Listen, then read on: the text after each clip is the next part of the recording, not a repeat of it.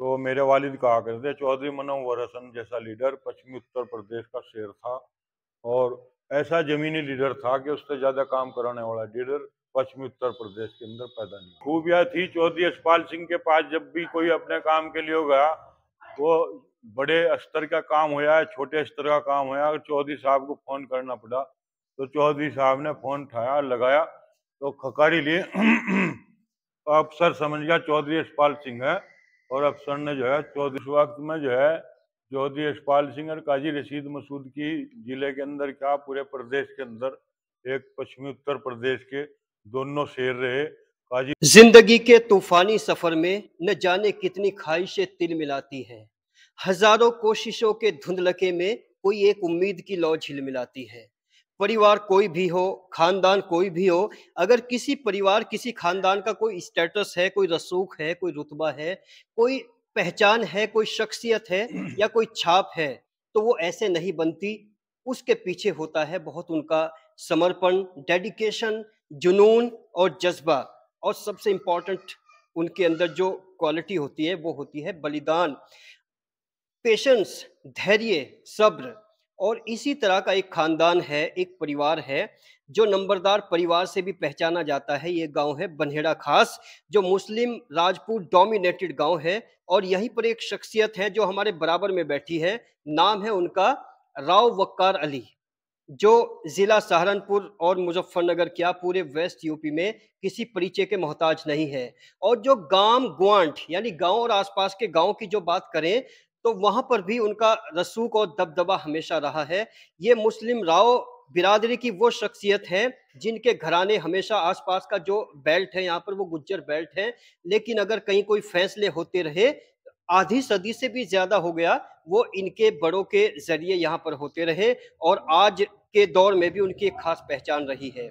लेकिन उनके रसूख पे हम बात उन्हीं से करते हैं और उन्हीं से जानने की कोशिश करते हैं। राव साहब, सबसे पहले आपका बहुत बहुत स्वागत है अल्टीमेट ओपिनियन पे।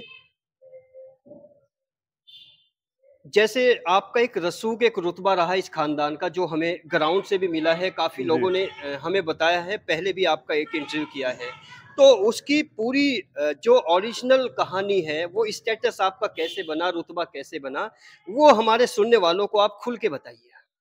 देखो मेरा गांव बनेड़ा खास रो तैयब के नाम से हमेशा जाना गया, और रो तैयब साहब के बाद जो मेरे बड़े बुजुर्ग पैदा हुए वो मेरे दादा नंबरदार मोहम्मद हसन नंबरदार, और इस गांव में हमेशा मोहम्मद हसन नंबरदार, मकसूद हकीम जी नंबरदार, साबर नंबरदार और सलीम नंबरदार, काफ़ी और भी नंबरदार हुए जिनके मेरे याद नहीं है नाम, लेकिन जो मेरे याद है मैं आपको बता रहा।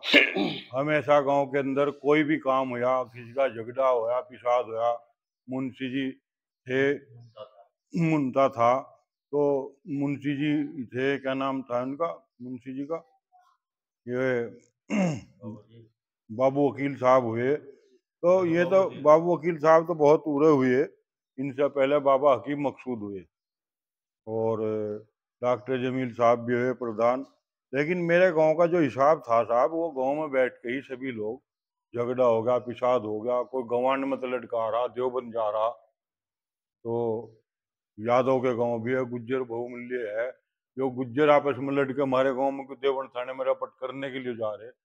मेरे दादा नंबरदार सबको बिठा लेते यहाँ, सिर पर को हाथ फेंकते, प्यार चुम करे थे, ठंडा पानी पिलाया, दूध पिलाया, चाय पिलाई, खाना की जरूरत हुई खाना खिलाया, और समझा बुझा कर वापिस उनके घर पर गए। उस कभी जी जी बोलते रहिए। कभी मेरे दादा नंबरदार ने इलाके के मुकदमे थाने तहसील में नहीं होने दिए। उसके बाद जब प्रधानी के दौर शुरू हुए तो मेरे बाबा डॉक्टर इरशाद साहब, ग्राम सभा बनेड़ा खास महल्ला घोड़ो वालों के 18 साल मेरे दादा डॉक्टर इरशाद साहब प्रधान रहे। उन्होंने उनके वक्त में जो है कुआं बना, और वो कुआं भी ऐसा था जो उसका पानी पीता था, उसकी तंदुरुस्ती वो अलग ही रहती थी। पेट थोड़ा और कद लंबा, ऐसा जवान बनेड़ा का होता था कि उसे सभी लोग बड़ी गौर से बड़े शौक से देखते थे कि बनेड़े के आदमी की कितनी अच्छी तंदुरुस्ती है। वो सब पानी के लिए आए थे, बूढ़े कुएं की वजह से थी। फिर कुओं के हिसाब खराब हो गए, कुएं नहीं चल पाए, तो उसके बाद अपना पानी नल के उनके पी रहे, जैसा कैसा भी है। तो ये साहब हमारे बड़ों का स्टेशन रहा। मेरे गांव के जितने जिम्मेदार बड़े रहे, खुदा का शुक्र है, अल्लाह ताला उन्हें जन्नत नसीब करे। उन्होंने हमेशा गांव का नाम करा और गवांड का नाम करा। अपने गवांड में ऐसे प्यार मोहब्बत से रहे, बिल्कुल सेकुलर बन के रहे और गवांड के फैसले करे मेरे गांव के जिम्मेदार लोगों ने। अच्छा, जैसे नंबरदारी आई, फिर सरपंच बने और उसके बाद प्रधानी, तो नंबर प्रधानी का दौर भी जी, बताइए आप। नंबरदार के बाद जो है सरपंची के इलेक्शन हुए। सरपंची के इलेक्शन में मेरे चचा राव जावलक सरपंच बने। उनके सामने हमारे चचा ही लगते थे, वो भी ताऊ कह लें, हम चचा कह लें उन्हें। इस्माइलपुर गांव के चौधरी इलम सिंह गुज्जर वह उनके मुकाबले पे थे। लेकिन इस गुज्जर बहुमूल्य क्षेत्र का हम आज भी एहसान मानते, उस वक्त भी एहसान मानते थे, मेरे बड़े मानते थे, मैं भी मानता हूँ कि उनके पास कुल 2 ही वोट रहेगी थी। सारी वोट गुजरों ने हमें दी थी और मेरे चचा को सरपंच बनाया था। मेरे वालिद इकराम मरहूम शराफत अली प्रधान जी की वजह से उनका इलाके में उस वक्त बात थी, उससे बड़ों से चली आ रही थी। तो मेरे चचा सरपंच हुए और मझोल जबरदस्तपुर में पंचायत लगती थी और मुकदमे सुनते थे। और वो मुकदमे अगर किसी ने वहां मान लिए ठीक है, नहीं तो उन्हें दंडित किया जाता था और वो मुंसफी की तरफ मुकदमा भेज दिया जाता था। थानों का कोई रोल नहीं हुआ करता था। थानों का बहुत कम रोल रहा था, सरपंचों का और ग्राम सभा प्रधान और सरपंच के जो मेंबर होया करते पंच, उनका ज्यादा रोल होया करता था। वो जो और पंच और सरपंच हुआ करते थे, उनका किरदार कैसा हुआ करता था? चूंकि आज कोई भी पंचायती फैसले को मानने को तैयार नहीं होता। उनका किरदार हमेशा ईमानदारी और सच्चाई का किरदार रहा। जो सच और हक बात थी उसको उन्होंने किया, उसी का उन्होंने आदेश लिखा और अगर किसी ने नहीं मानना तो उस आदेश को उन्होंने मुंसफी की तरफ भेज दिया और मान लिया तो वहीं निपटा दिया। लेकिन सच्चाई के साथ पंचों ने काम किया और सच्चाई के साथ बहुत अच्छे तरीके से उन लोगों ने ये काम किया। आपके वालिद साहब प्रधान रहे हैं, तो उनका प्रधानी कार्यकाल कैसा रहा है? मेरे वालिद साहब 2-3 बार रहे, 11 साल की योजना रहे, फिर एक योजना रहे। तो उनके कार्यकाल में मेरे गांव के अंदर प्राइमरी पाठशाला उन्होंने बनवाया, बच्चा केंद्र उन्होंने बनवाया, जूनियर हाई स्कूल उन्होंने बनवाया और गांव के अंदर ज़्यादातर मझोल से लेकर बनेड़े तक खुड़ंजा उस वक्त जो है ऐसे हालात थे कि पैदल भी आदमी नहीं निकल सका था। उस वक्त पैदल भी आदमी नहीं निकल सका था मझोल और बनेड़े के बीच में। लेकिन मेरे वालिद मरहूम प्रधान शराफती ने ब्लॉक के जरिए खुड़ंजा लगवाया और आज अपने क्षेत्र में ऐसा काम किए जो गांव और गवांड हमेशा खुश रहा। मेरे वालिद से गांव गवांड सारा खुश रहता था और मेरे वालिद ने इस गांव के अंदर जितने काम किए आज तक किसी प्रधान ने इतने काम नहीं किए। गांव में खुड़ंजे लगाने का काम, मिट्टी कार्य का काम मेरे वालिद ने करा और खुदा के हुक्म से उनके इंतकाल के बाद फिर आगे जो प्रधान है उन्होंने भी करवाए जितने उनके बच के हुए। लेकिन मेरे वालिद से ज्यादा काम इस गांव में किसी ने नहीं। जैसे कि जिला सहारनपुर की अगर बात करें तो जिला सहारनपुर लेवल पर, यानी जिला लेवल पर जो राजनीति, जो पॉलिटिकल लोग रहे, जो लीडर्स रहे, उनसे इस खानदान की क्या कनेक्टिविटी रही, क्या जुड़ाव रहा और उसका फायदा गांव को कैसे पहुंचा? देखो, कुछ वक्त ऐसे गुजरे और ये जिला स्तर पर लोग बटे हुए थे। कोई चौधरी यशपाल सिंह के साथ रहा करे थे, कोई हमारे काजी रशीद मसूद साहब के साथ रहा करे थे। लेकिन उस वक्त के दोनों ही लीडर बहुत अच्छे थे। दोनों की अलग अलग खूबियां क्या रही है? दोनों की खूबियां थी। चौधरी यशपाल सिंह के पास जब भी कोई अपने काम के लिए गया, वो बड़े स्तर का काम होया है, छोटे स्तर का काम होया, अगर चौधरी साहब को फोन करना पड़ा तो चौधरी साहब ने फोन उठाया, लगाया तो खकारी लिए तो अफसर समझ गया चौधरी यशपाल सिंह है और अफसर ने जो है चौधरी साहब को ये भी कहा, नमस्ते चौधरी। यानी बोलने से पहले वो खांसते थे। ये उनका एक तकिया अंदाज था। तकिया अंदाज था। तो जैसे ही वो कहते थे चाहे वो एसएसपी है, डीएम है, चाहे एसएसपी साहब हुए, चाहे डीएम साहब हुए, जितने बड़े स्तर का है, छोटे स्तर का जो भी अधिकारी होया, उनकी खकार को सुनकर समझ जाता चौधरी यशपाल सिंह बोल रहे। और हमेशा चौधरी यशपाल सिंह ने अपने लोगों के काम कराए, चाहे कोई मुखालिफ था चाहे कोई माफिक था। जो उनके बाहर गया, हमारा उनके बहुत अच्छे ताल्लुक रहे और हमारे बड़ों के और उनके बड़े अच्छे रसूखात तो रहे। उनसे गांव को फायदा क्या पहुंचा है? गांव को फायदा ही होया साहब, कोई गांव का झगड़े पिसादे काम हुए उन्हें फैसले कराए थे, और गांव में रास्ते सड़कें उन लोगों ने बहुत काम कराए। तो जब आपके वालिद साहब की का जुड़ाव यहाँ की राजनीति से था, उस समय आपकी उम्र क्या थी और आप कैसे महसूस करते थे उनकी परफॉर्मेंसेस को? जो 11 साल की योजना थी, उस वक्त में जो है चौधरी यशपाल सिंह और काजी रशीद मसूद की जिले के अंदर क्या पूरे प्रदेश के अंदर एक पश्चिमी उत्तर प्रदेश के दोनों शेर रहे। काजी रशीद मसूद साहब हिंदू मुस्लिम एकता के प्रतीक, हमेशा अच्छे काम किए, हमेशा बढ़िया काम किए। जो भी गांव का गवांड का जिले स्तर का काम हुआ उसमें हर में काम कराए, और अपने अपने जिले को हमेशा कभी कोई हिंदू मुस्लिम झगड़े पिसाद नहीं होने दिए। दोनों ही नेताओं ने, दोनों नेता इतने अच्छे थे, आज के दौर में ऐसे नेता नहीं होते। लेकिन कहते हैं कि काजी परिवार ने मुस्लिम में बिखराव पैदा किया है, ऐसा ग्राउंड पे रिपोर्ट निकलती है। इस पर आपका क्या रिएक्शन है?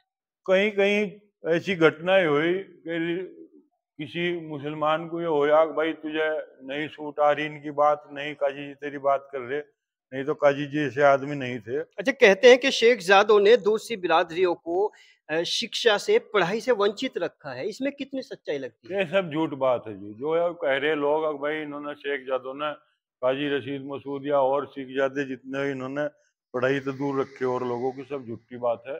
जो पढ़ना चाहता है, जो पढ़ने लायक बच्चा है, वो पढ़ा, और पढ़ाई के ऊपर ही उनके घर में फर्क पड़ा। किसी को भर्ती कराने पे कहें भाई डॉक्टरी के उसमें, ऐसा कुछ नहीं। उन्होंने हमेशा शिक्षा की तरफ ध्यान दिया, और शिक्षा के लिए ही उन्होंने पूरा जोर जोर लगा कर हर जगह स्कूल मदरसे खुलवाने का काम किया। ये सब झूठी बात है। प्रधान जी, जैसे आप देवबंद के बहुत पास हैं, देवबंद में अगर मदनी परिवार की बात करें, तो उससे क्या जुड़ाव आप लोगों का रहा है? और उस जुड़ाव से जो नतीजे निकले इस गाँव के लिए, क्या बेहतर नतीजे निकले हैं? देखो, हम तो जनता के आदमी हैं साहब, लेकिन मदनी परिवार को तो हमेशा सरकार को भी फायदा रहा। मदनी परिवार जो है एक दुनिया से जुड़ा हुआ परिवार है। दुनिया से मतलब? दुनिया का मतलब ये जो जमीयत हैगी, हुँ, हुँ, हुँ। जमीयत का जिम्मेदार मदनी परिवार है। हुँ, हुँ। और जमीयत जो है वो करीब करीब 57 देश तो मुस्लिम एक ही हैं, सभी से जुड़ी हुई सभी है। से जुड़े हुए हैं। हुँ, हुँ। और मदनी परिवार एक ऊंचा परिवार है। मदनी परिवार को तो हमारा भी जी करा कि नहीं, खून की जरूरत पड़े तो हम भी अपना तो मदनी परिवार का इस गाँव के लिए क्या एहसान है? मदनी परिवार ने इस गांव को जो जमीयत की जिम्मेदारी के हिसाब से इस गांव को अपनी गोद लिया, और जमीयत के हिसाब से यहाँ के लोगों को, गरीब लोगों को, किसी को मशीन दिलवाई, किसी को कुछ दिलवा, इस तरीके से हमेशा गरीब आदमी की मदद करते रहे।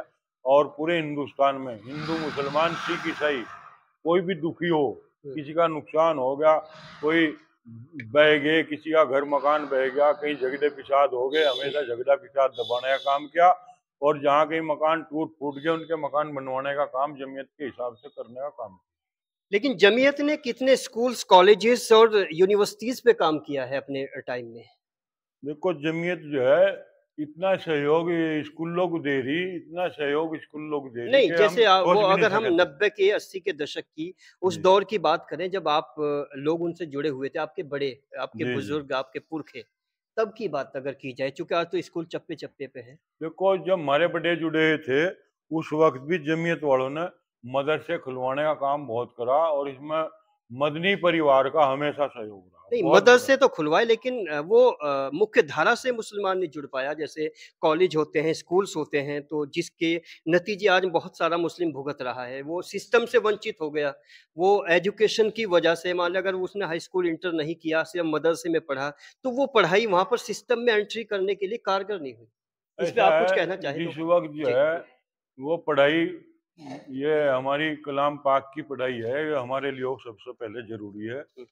उस वक्त जो है दारुल में फिर लोगों ने कहा भाई वो अंग्रेजी पढ़ाई, हिंदी पढ़ाई बहुत ज़रूरी है, इससे नौकरी मिलेगी, इससे आपको बढ़ावा मिलेगा। तो उसी हिसाब से दारुल उलूम ने अपने यहाँ वही स्कूल खोल लिया, उसमें टीचर रखे, और आज जो है वो भी माशाल्लाह पूरी परवान पे चढ़ी हुई आप है। सैटिस्फाइड हैं उस चीज़ को लेके? इस चीज़ से हम लेकर बहुत खुश हैं, दारुल से भी और मौलाना मदनी परिवार से। अच्छा, एरिया की, ज़िले की राजनीति पे बात हो, पश्चिमी उत्तर प्रदेश में राजनीति पे बात हो और चौधरी मुनव्वर हसन का नाम ना आए, तो ऐसा मुमकिन नहीं होता। तो चौधरी मुनव्वर हसन के बारे में बताइए कि आपके बड़ों का क्या जुड़ाव रहा है? इस गाँव का क्या जुड़ाव रहा है? इस गाँव के लिए उन्होंने क्या दिया है? देखो, मेरे वालिद इकराम कई बार चौधरी मुनव्वर हसन के पास दिल्ली भी गए और कैराना में भी गए, और जब रात को आके बैठ जाते बता करें थे बात, तो मेरे वालिद कहा करते थे चौधरी मुनव्वर हसन जैसा लीडर पश्चिमी उत्तर प्रदेश का शेर था, और ऐसा जमीनी लीडर था कि उससे ज्यादा काम कराने वाला लीडर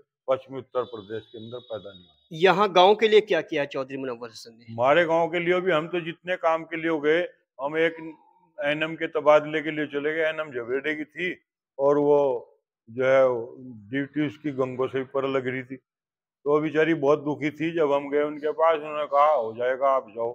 तो हमें तो 2-3 दिन के बाद वो उसका होया मिला साहब। मतलब वादे के पक्के थे। वादे के और पक्के थे, और जमीनी लीडर थे। जितने काम उन्होंने जिला मुजफ्फरनगर के अंदर किए, अपनी सीटों पर किए, और एमएलसी सीट जब उनके पास रही, हमारे यहाँ भी काम करे, बहुत बहुत काम करे, और हिंदू मुस्लिम सिख ईसाई सबकी एकता के प्रतीक लीडर रहे। आपका परिवार यहाँ के लोकल सियासतदानों से कनेक्ट रहा है, जुड़ा हुआ रहा है। तो जो नई जनरेशन है, 18 साल के लड़के हैं, 16 साल के लड़के हैं, जो इस चैनल के ज़रिए आपको देख रहे हैं, सुन रहे हैं, तो आप उनको क्या संदेश देना चाहेंगे अपनी इस सियासी पहचान के ज़रिए? देखो, हमारा जो है बहुत पुराना राजनीतिक ताल्लुकात है, अपने गांव से भी और गंवान से भी और जिले से भी। हम हमेशा ये चाहते हैं हम अपने गांव में कुछ बढ़ावा।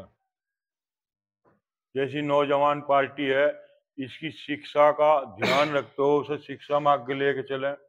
इसकी भाग दौड़ डेली हो, पुलिस में भर्ती हो, मिलिट्री में भर्ती हो, हम उसे भी नौजवान बच्चे को ये चाहते हैं ऐसा हो, और वो काबिल हो, और जिससे गांव का नाम रोशन हो। अभी आपने पुलिस का ज़िक्र किया है, तो एक ग्राम प्रधान और पुलिस डिपार्टमेंट और ये आपका ब्लॉक, इन तीनों का किस तरह का साथ है? और एक अच्छे प्रधान होने के नाते वो साथ बेहतर तरीके से कैसे आगे बढ़ सकता है? देखो जी, अगर मौजूदा प्रधान है तो मौजूदा प्रधान का एक दामन चोली जैसा हिसाब होता है पुलिस और प्रशासन।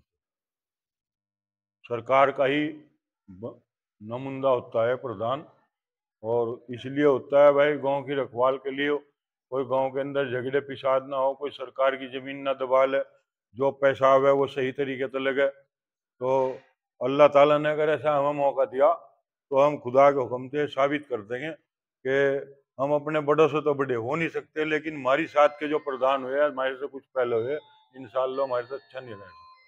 एक प्रधान अगर चाहे तो वो थानों से और चौकी से, मतलब एक गरीब आदमी, आम आदमी को बचा सकता है। तो इस पर स्पेशल रोशनी डालिए, पर्टिकुलरली क्या कहना चाहते हैं? देखो, हम जिम्मेदार रहें या प्रधान रहे, जब तक हम जिंदा रहेंगे चौकी पे और थानों में, हम दलाल को दलाली नहीं करने देंगे। जो हमारा संकल्प है, दलाल का हम इलाज करेंगे, वो किसी भी रूप तक करे, कानून के रूप तक करे, या गांव समाज की पंचायत, या 10 आदमियों को साथ लेकर करे। लेकिन अभी प्रधान जी आपके पास वापस आता हूँ। बेटा है और कहीं न कहीं बड़ों के जो तासुरात होते हैं, जो जेनेटिक सिम्पटम्स होते हैं, उनका कहीं न कहीं असर ज़रूर होता है। आप भी अपना नाम बताइए, परिचय दीजिए। मेरा नाम एडवोकेट ज़ुबैर अली है। मैं देवबंद सिविल कोर्ट में प्रैक्टिस करता हूँ और काफ़ी टाइम से पापा से प्रेरित होके उनके साथ भी काफ़ी टाइम से जुड़ा हुआ हूँ। ओके। आप अपने अपने जो आपका ख़ानदान है, जो परिवार है, जो बड़े बुज़ुर्गों की, पुरखों की, आपके वालिद साहब ने उनके बारे में जो बताया है, तो आपका माइंड क्या कहता है, आपका दिल क्या कहता है? और उनको किस नज़रिए से आप याद करते हैं? कुछ किस तरह के ऐसे पॉइंट हैं, जिन पर वास्तव में आपको फ़ख्र होता है? देखो, काफ़ी टाइम से मैं देख रहा हूँ, हमारे जो दादा थे, दादाजी ने हमारे गाँव के लिए बहुत काम किया है और गरीब वंचित लोगों के लिए बहुत काम किया है। उनके लिए मकान बनाए हैं, ज़मीनें दी है। उनके ऐसे टाइम जब उनकी प्रधानी थी, ये ग्राम समाज के जो पट्टे आवंटित थे, वो उनको दिलाने का काम किया है। गरीब वंचित लोग जो असहाय थे, मतलब मकान नहीं बना सकते थे, उनमें सहयोग किया उन्होंने। और हर वर्ग के लोगों को साथ लेके चलने का काम किया। आज की जनरेशन जो आपके ख़ानदान को मुकम्मल नहीं समझती, लेकिन इस वीडियो के ज़रिए, इस इंटरव्यू के डिस्कशन के ज़रिए वो समझेगी। तो आज की जो युवा पीढ़ी है, आप भी एक युवा पीढ़ी में आते हैं, तो उनके लिए क्या एक मैसेज छोड़ना चाहते हैं?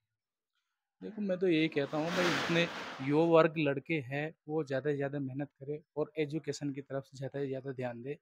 अगर एजुकेशन हर घर के अंदर होगी तो हर घर तरक्की करेगा।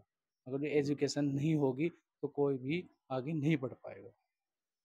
ओके, अच्छा जैसे कि मतलब अभी कुछ बातें हो रही थी जमीयत उलमा हिंद की के लिए आपसे मतलब ऑफ़लाइन, तो आप क्या कहना चाहेंगे जमीयत उलमा हिंद के अध्यक्ष के बारे में, मदनी ख़ानदान के बारे में आपका क्या नज़रिया है? देखो, जमीयत उलमा हिंद एक बहुत बड़ी संस्था है जो सभी देशों में फैली हुई है और वो हमारे देश के लिए बहुत ज़्यादा काम कर रही है। जैसे कहीं भी आपदा आ जाए। नहीं, नहीं, आपके गाँव के लिए क्या किया है? चूँकि अभी बात गाँव पे चल रही है, आपके ख़ानदान पे चल रही है। तो हमारे गांव के लिए अभी कुछ समय पहले उन्होंने हमारे गांव को गोद लिया था। गोद लेने के बाद गांव में जो एजुकेशन का स्तर है, मदरसे है, उनमें उन्होंने काम किया है बच्चों को कंप्यूटर एजुकेशन से जोड़ने के लिए और बच्चों को प्रोत्साहन देने के लिए कि ज़्यादा से ज़्यादा बच्चे एजुकेशन की तरफ आए। नहीं, मदरसों में ही प्रोत्साहित किए हैं या कहीं स्कूल वग़ैरह खोलने के लिए भी उन्होंने कुछ कोई प्लान बनाई है? देखो, उनकी प्लानिंग चल रही है कि हर गांव के अंदर जो मदरसे है उसमें कम से कम 5वीं या 8वीं तक का एजुकेशन का इंग्लिश मीडियम, हिंदी मीडियम दोनों का सुधार किया जाए। ऐसा कोई रास्ता आपको नज़र आता है कि जमीयत उलमाए हिंद से डायरेक्ट कॉन्टैक्ट कर लिया जाए? जैसे पढ़े-लिखे नौजवान होते हैं, जो एमबीबीएस कर रहे होते हैं या फिर कोई टेक्निकल कोर्स कर रहे होते हैं, जो टैलेंटेड तो होते हैं पर उनके बैकग्राउंड नहीं होते, तो उनके लिए किस तरह का फंडिंग है? कोई जमीयत उलमाए हिंद के पास कोई सपोर्ट करती है, कोई मदद करती है? ऐसे ऐसे सेंटर खोल रखे हैं जमीयत उलमा हिंद ने, जो देवबंद में भी है हमारे। और वो देवबंद में किस जगह है? उसका लोकेशन का नाम क्या है? देवबंद में ये मदनी आईटीआई है, उसके पास में ही उन्होंने अपनी ये संस्था खोले हुए है कि अगर जो कोई आईटीआई या इस तरह की कोई अपनी प्रैक्टिस करना चाह रहा है तो प्रैक्टिस कर सकता है। लेकिन वो तो वहाँ सही तरह से बात भी नहीं कर पाते जब वो जाते हैं, चूँकि हम दिल्ली तक गए हैं, उनके ऑफ़िसेज़ में हमने कॉन्टैक्ट करने की कोशिश की है, तो एजुकेशन पे वो प्रॉपर बात नहीं करते, ख़ास तौर से उन लोगों से बात नहीं करते जो नौजवान कुछ करना चाहते हैं। हमारे कई साथी हैं, जो आज एमबीबीएस डॉक्टर हैं, बल्कि अभी पुरकाज़ी में जो हॉस्पिटल है गवर्नमेंट, उसमें जो हेड है वो अज़ीम है, डॉक्टर अज़ीम। तो वो बताते हैं मेरी जूतियाँ कई चप्पल जूतियाँ घिस गई, लेकिन जमीयत ने मुझे कोई मदद नहीं की। फिर आपके पास इसकी क्या तस्दीक है कि वो मदद करते हैं? नहीं, ऐसी कोई बात नहीं है। आप बात करते हैं, अगर कोई ऐसी बात है हमें भी बताएँ, हम भी उनसे बात करके हम कॉन्टैक्ट कराते हैं। आप कराते हैं कॉन्टैक्ट? बिल्कुल कॉन्टैक्ट कराएँगे, उनसे बात कराएँगे। ओके। प्रधान जी एक बार फिर आपसे आते हैं, इस गाँव में आप जैसे ईमानदार और सच्चे इंसान की बेहद ज़रूरत है। लेकिन नई जनरेशन को आप ये कैसे समझाएँगे कि ईमानदारी क्या होती है? एक प्रधान ईमानदार कैसा होना चाहिए? जी, देखो बोलिए आप। जित जी, बोलते रहिए। देखो जितने आज नए बच्चे हैं वो सब पिछले हिसाब से और आज के टाइम को, आज का दौर नया दौर है, सब बच्चे जानते हैं कि नए दौर में क्या चीज़ अच्छाई है और क्या बुराई है। वो लोग जा चुके, बेचारे जो सीधे लोग थे उन्हें 25-30 साल के लोगों को भी वो बात का पता नहीं था जो आज के 5 साल के बच्चे को पता। तो उन्हें बच्चों को ये पता है कौन अच्छा है, कौन ईमानदार है, कौन बेईमान है। पूरे गांव में वही नारे बोलते फिरो जहाँ कि फला इतना अच्छा और फला तो इतना, उन्हें किस फला तरह इतना। समझ में आनी चाहिए बात कि मतलब सच और झूठ का कैसे अंतर महसूस करें वो? ये कुछ इस तरह अपने पॉइंट से समझाइए उसको। वो सब बच्चे मेरे पास भी, रमजान का महीना चले, दावतें हम भी करो जहाँ, बच्चे हो जाओ, उन्हें पता और भी करो जहाँ, उस तो और भी करो जहाँ, ब्याह शादियों में करो जहाँ, वैसा हो जहाँ मेरे पास बच्चे। मैं जो उन्हें चाहता हूँ वो मुझे चाहते हैं। उन्हें पता है कि प्रधान हो गया तो ये सच्चा पक्का आदमी है, ये हमें अच्छी राह दिखाओगे। नई जनरेशन महसूस करती है इस बात को। यही नई जनरेशन में चलिए नई जनरेशन में अभी मैं एमपी इकरा हसन की बात करूं और एमएलए जो नाहिद हसन है, क्योंकि जी आपके कनेक्शन रहे हैं मुनव्वर हसन से, चौधरी मुनव्वर हसन से, क्या जी जी। आपके कनेक्शन उनके बेटे या बेटी से भी है? देखो हमारे उनसे तो यूं नहीं हो पाए कि हम उधर कम जा रहे, वह एमएलसी रहे, तो हमारा जिला भी उनके एमएलसी के अंडर में रहा। यहाँ से चुनाव भी लड़े, उनके साथ रहे एमएलसी के चुनाव में, मेरे वालिद भी साथ रहे। रही बात हमारी बहन इकरा हसन की, इकरा हसन जैसी लीडर पश्चिमी उत्तर प्रदेश की ना कोई है ना हो सकती। अच्छा, मौजूदा प्रमुख कौन है आपके? हमारे यहाँ मौजूदा प्रमुख जो है वो एक रविंदर नाम के हैं जी, जो चौंदाईडी के हैं। उनका क्या योगदान है इस गांव को लेके और आपसे किस तरह से जुड़ा हुआ है उनका? बस हमारे यहाँ तो करीब करीब कोई काम उन्होंने करा नहीं भला जी, कोई अच्छा, मेरे हिसाब में तो ऐसा है नहीं जो उन्होंने कोई काम करा हो। आपने थोड़ा कभी बहुत कोई कहीं करा हो तो अलग बात है। आपने कोई डिमांड की है उनसे गांव न को हमने लेके? कई बार कहा कि आप हमारे यहाँ काम करें, हमने आपको वोट दी, 4 वोट थी हमारे यहाँ की, चारों आप पे गई। आपने काम क्या करा? कुछ भी काम नहीं किया। तो हमारे हिसाब से तो अगर उसने काम करा ठीक है, नहीं काम करा तो मालिक ने चाहा, हम इतने कमजोर या बुजदिल लोग नहीं है खुद करा कि दो जो उसको। भनेडे में काम ना कर सके और वो फिर यहाँ कोई पद के लिए आवे, हम ऐसा नहीं होने देंगे। एमएलए कौन है आपके? हमारे एमएलए जो है पूर्व ब्रजेश सिंह है। यहाँ से जो पहले विधायक रहा करते थे वो मेरे दादा ठाकुर ठाकुर महावीर सिंह रहा करते थे। दादा थे वो आपके? जो मेरे दादा थे, हम और वह एक ही गोद के हैं। वो हम बड़े के हैं, वो छोटे के हैं। मतलब वहीं से मतलब एक ही खानदान है, कुछ मुस्लिम बन गए, जी जी मतलब मुस्लिम राजपूत बन गए, वो जी, वो एज इट इज रह गए। वैसे ही रहे। अच्छा, वो थे आपके। तो हम्म, दादा ठाकुर जो थे हम्म। 7-8 बार विधायक रहे और बनेडे को अपना भाई और अपना घर समझकर हमेशा बनेडे ने उन्हें समझे, उन्हें बहुत वोट दिया और देते रहेंगे। उस परिवार से हमारे कुंवर ब्रजेश सिंह हमारा भाई है और हम उनकी साथ है, हर तरीके से साथ है, ऐसी कोई बात नहीं। वकील साहब, आपके वालिद साहब की ईमानदारी, सच्चाई जो उन्होंने यहाँ पर बताई है, तो उस ईमानदारी और सच्चाई के को मद्देनज़र रखते हुए यहाँ जैसे अभी इलेक्शन भी है 7-8 महीने बाद जो प्रधानी का है, तो अपने वालिद साहब के लिए लोगों से क्या अपील करना चाहते हैं? मैं लोगों से यही अपील करना चाहता हूँ, मेरे वालिद साहब ने काफ़ी टाइम से इस गांव की सेवा की है, हर बड़े छोटे के लिए काम किया है। अगर जो कोई रात को 1 बजे या 2 बजे भी उन्हें आवाज़ देता है और उन्हें कहीं बुलाना या ले जाना चाहते हैं, तो वो तुरंत एकदम खड़े होके चल देते हैं। कहते हैं कि वो 100 नंबर भी लोग उनको बोलते हैं। जी, इसी वजह से उन्हें अगर जो कोई बुलाता है, वो 5 मिनट या त एकदम तुरंत फ़ोन करते ही, बहुत सी जगह तो ऐसा होता है कि 1 मिनट में पहुँच जाते हैं, इसीलिए उनको 100 नंबर के नाम से भी पुकारा जाता है। तो उनकी ये सच्चाई और ईमानदारी कहीं ऐसा तो नहीं कि लोग उसको इस्तेमाल कर लें या कुछ असर भी हो रहा है लोगों के ऊपर? नहीं, ऐसा नहीं है, सभी लोग जानते हैं और ईमानदारी भी देखते हैं। लोगों के अंदर जज़्बात भी है, वो इस बात को देख रहे हैं कि नहीं, अब के हम ये कह रहे कि सभी ने प्रधानी कर लिए, एक मौका कर प्रधान जी को भी दिया जाए और इनको भी एक बार प्रधान बनाया जाए। अगर आप प्रधान बनते हैं तो इस गाँव को किस तरह से सोच के इसको डेवलप करने की कोशिश करेंगे आज के टाइम की अगर मैं बात करूँ 2025? देखो, अगर जी, जी, इंशाल्लाह हमें बोलिए। अल्लाह ताला ने ऐसा मौका दिया कि हम प्रधान बने, तो गांव के अंदर वो विकास कराने का काम करेंगे जो आज तक नहीं हुआ। इस गांव के अंदर बहुत कमियां हैं भी रास्तों की। सीसी घेर देते हैं, कोई सीसी ऐसी नहीं चल पा रही हो बढ़िया।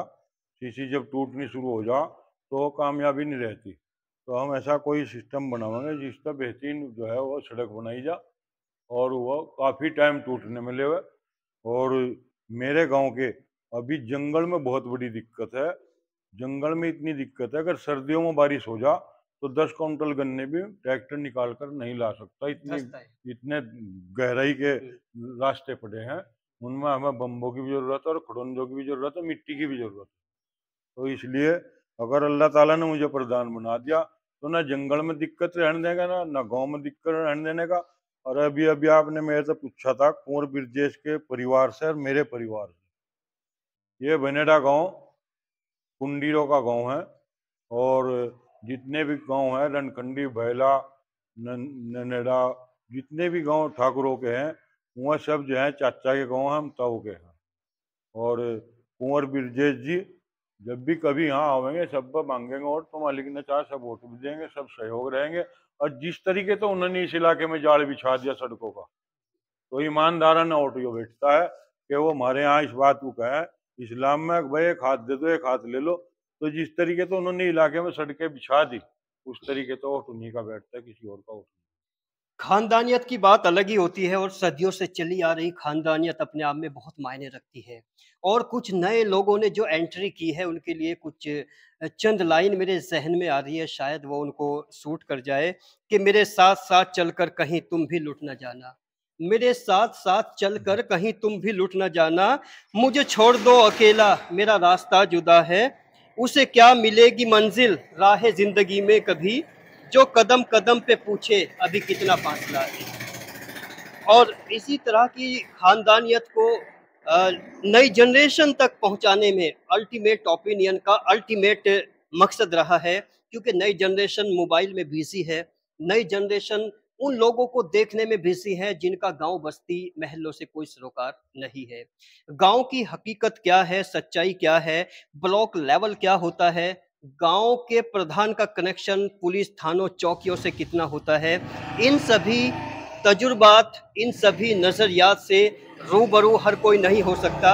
और कुछ ऐसे लोग हैं जो इस तरह से रूबरू होते हैं और उन्हीं में एक शख्सियत है वकार राव वकार अली, जिनकी पूरी बायोग्राफी आपने अभी देखी है। और इस बायोग्राफी के ऊपर जो उन्होंने बोला है, उनके बेटे ने जो बात की है, उनकी कितनी सदाकत है, कितनी हकीकत है, ये गांव कमेंट सेक्शन में ज़रूर लिखे। और नई जनरेशन को इस तरह की कहानियाँ, ये कहानियाँ नहीं ज़िंदगी की हकीकतें हैं, इनसे जुड़ने के लिए अपने गाँव को धीरे-धीरे समझने की कोशिश करना चाहिए, क्योंकि डिजिटल प्लेटफ़ॉर्म अगर आप गाँव में रहते हैं, बात बाहर की करते हैं, तो ये बहुत अजीब-सी बात लगती है, अटपटी-सी बात लगती है।